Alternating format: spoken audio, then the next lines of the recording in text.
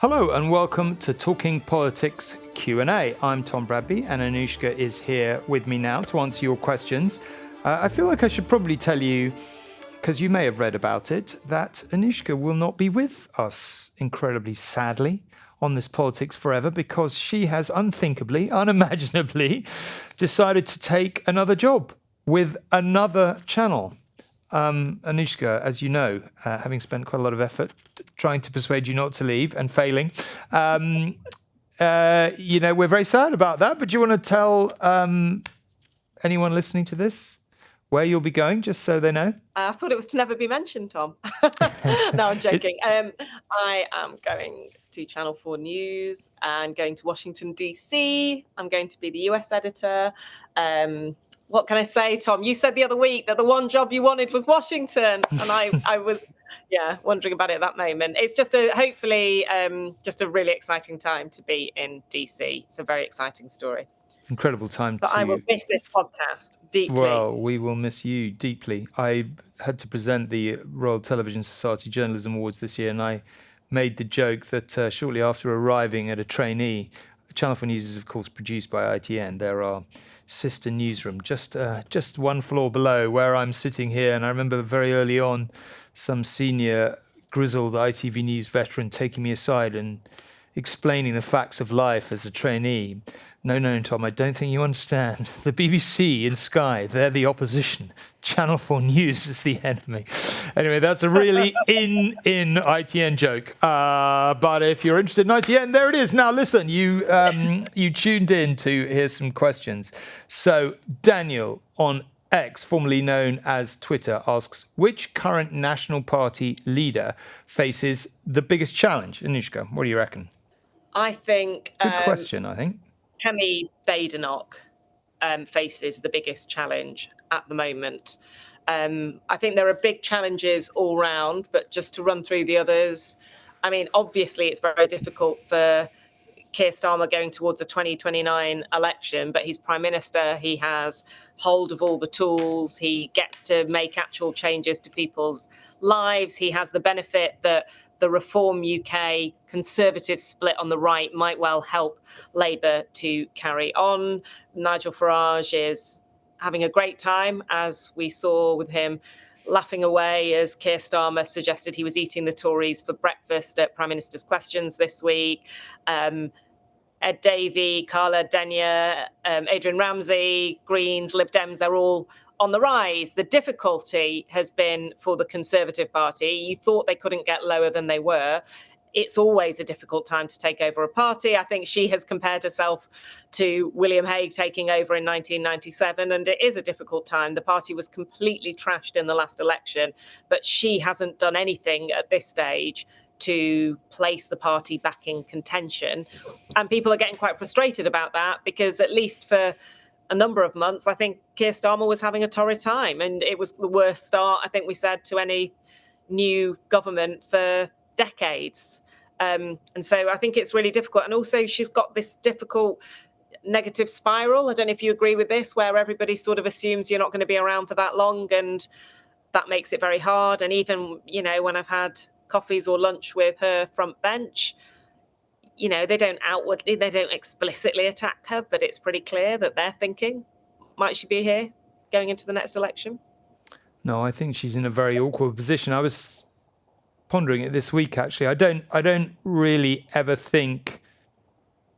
I'm always wary. I think we've discussed this before, but one of the things I most, in the 10 years as I was political editor, the thing that I I'm not sure I ended up concluding anything of any value whatsoever, which anyone who listened to me during the time may not be surprised by, except for one possible blindingly obvious point, which is that most political analysts spend far too much time over-interpreting things and assuming that because X happened, Y is true.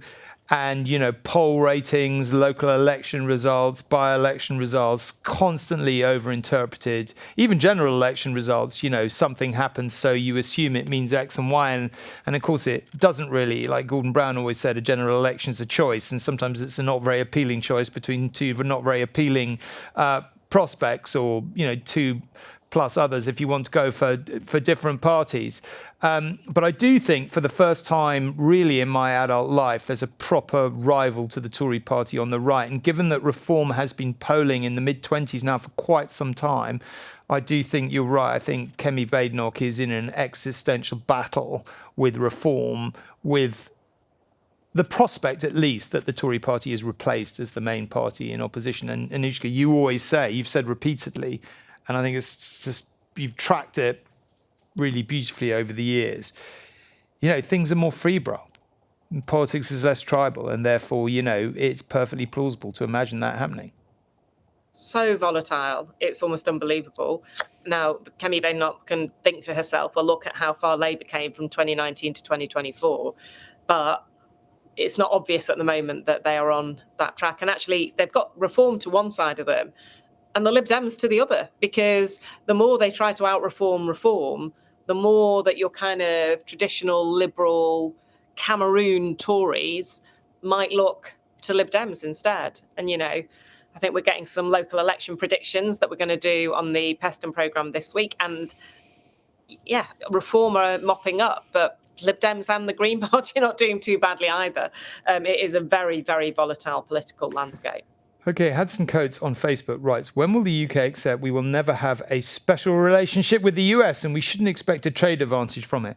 I think the thing I would say is that every time I've expressed skepticism, I mean, personally, I don't know how you feel, Anushka, I absolutely detest the phrase special relationship. It's just so cringe, the way we talk about it. People stand up at press conferences and say to the US president, is this still the special relationship, and you just want the ground to open up beneath you and to be. You never asked the question. I never asked. Oh God, I bloody hope I didn't. Excuse my language. I don't think I did. I can't stand the phrase. It just makes us sound so cringe as a nation. But if you talk to politicians or intelligence officials or military officials, what they'll say is that the special relationship is actually an incredibly close intelligence sharing and military integration and cooperation relationship, more than about politics, and definitely not about trade. And the reason they talk about it in those terms is to protect those elements of it, which give us much bigger weight in the world than we would otherwise have. Anushka, what do you reckon? Yeah, there's always this idea that as soon as you actually become Prime Minister, which obviously neither of us are likely to experience, but what you are shown in that moment explains to you why the relationship with the US means that you can never kind of go with your heart, if you want to go with your heart, and move away from the US because the relationship is too important. I think actually, weirdly, special relationship is almost better to describe how Donald Trump might feel about the UK than some others. I mean, he's such a UK file. What do we say? What is a UK file? Somebody who loves the UK. Anglophile. He loves the UK. He loves the royal family. He loves Keir Starmer's beautiful accent. He loves probably the fact that we Brexited and we're separate. I mean, it doesn't mean he's going to give us any major trade advantage necessarily.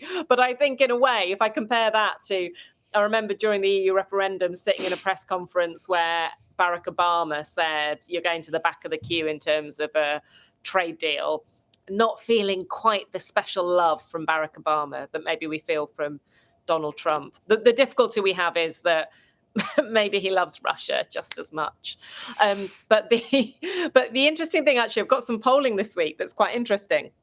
And it shows two things. It shows that in America, people are much warmer are moving in a more warm direction towards Russia. Voters are, and seeing Russia as an ally and a friend and less hostile, in a less hostile way.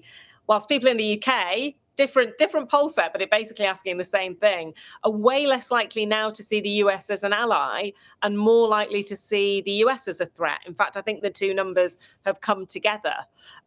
So yeah, some quite kind of shifting norms in the way that we see other countries. You sort of think that state visit of Donald Trump's will end up being quite important, really. I wonder whether it will kind of, he's obviously not very popular in Britain for the reasons you outline and others. And I wonder what the reaction will be.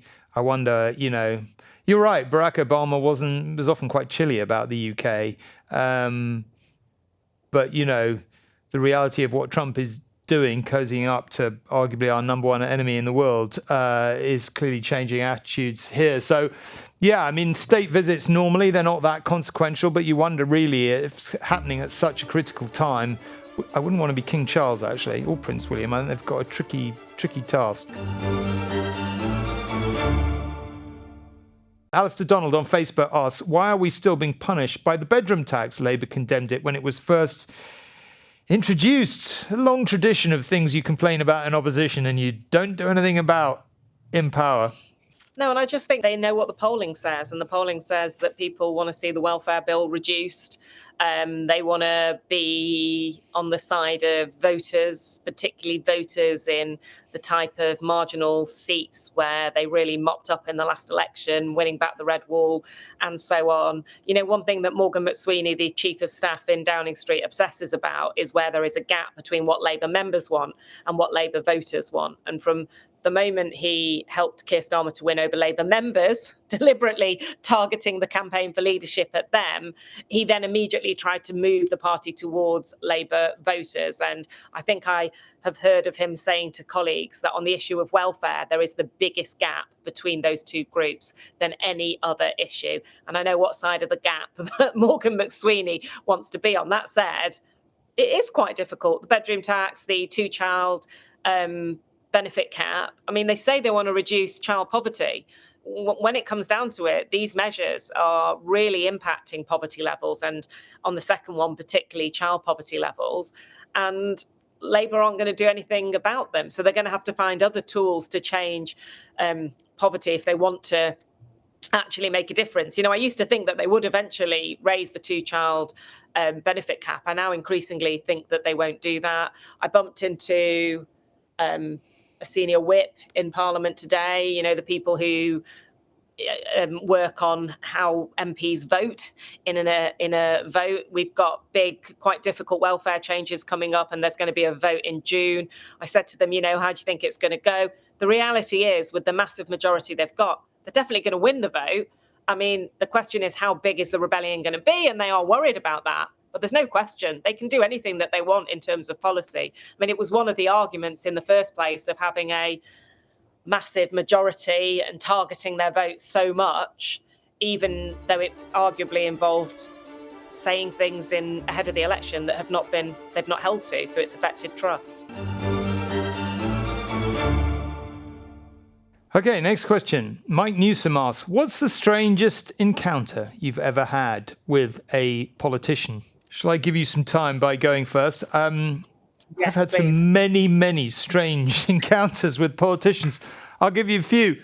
Early, and I'm not going to name them all. Early on, when I was very young and very junior and was only just out of being a trainee, I was sent down to Westminster as a producer, and a senior female Brexit MP told one of my female correspondents to have me scrubbed and sent to her room. So that was a pretty early,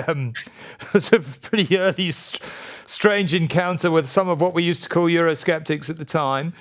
I've had a few very alcoholic encounters with, I've joked about my first lunch with Neil Kinnock before, which there was quite a lot of wine drunk, and very enjoyable it was too. We spent a lot of time talking about Welsh rugby in the 1970s. Turns out to be a specialist subject for both of us, so that was very interesting. I've had some really bad encounters that have gone horribly wrong.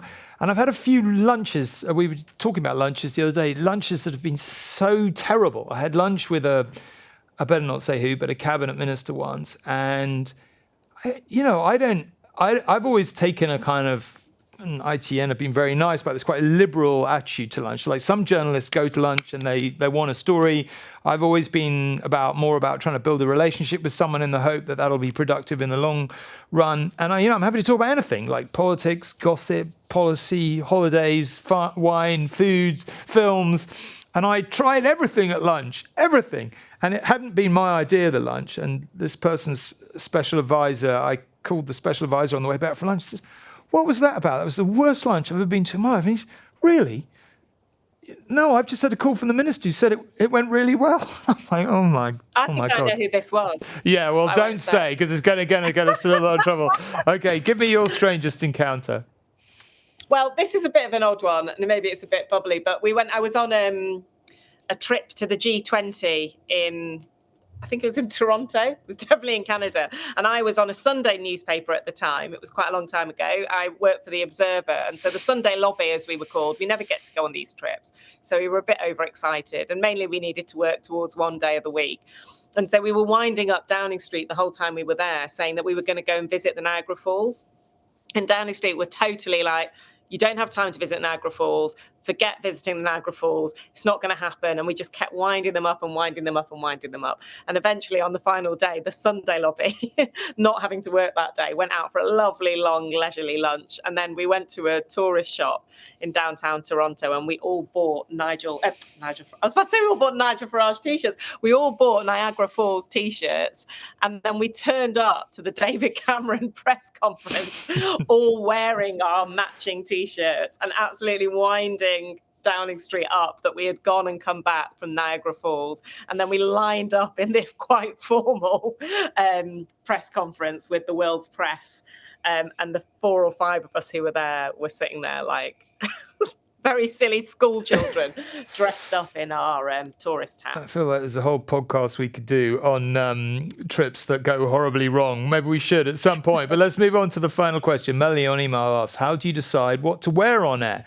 Has anything ever been vetoed? Probably a much more interesting question for you than for me. The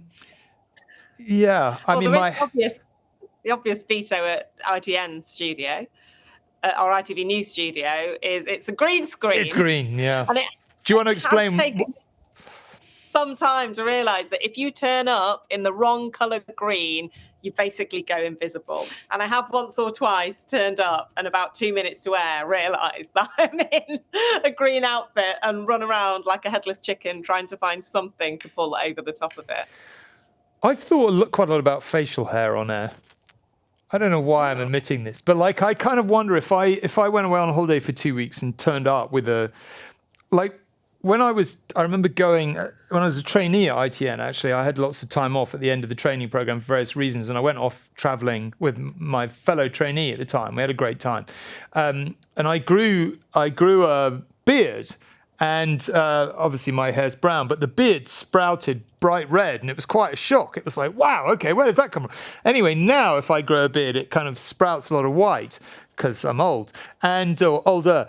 And I do sort of wonder if I turned up, after a holiday with a great long beard, whether the management would sidle over and say, "Come on, mate, come on, who are you kidding?" I did actually. Shave it off. I will admit that in my first job in TV, not ITV, I went on air for the first time, and I got an email from a senior manager going, "You need a haircut," and that was the first thing I was told to do: go and sort out my hair. You know what? Whenever I go, something happens, or I go through an anniversary, like I went through 30 years here or whatever, everyone digs out your early pieces, in my case, from 30 years ago. And every time I look at them, I think, why didn't a manager tell me to have a haircut? I mean, it's terrible.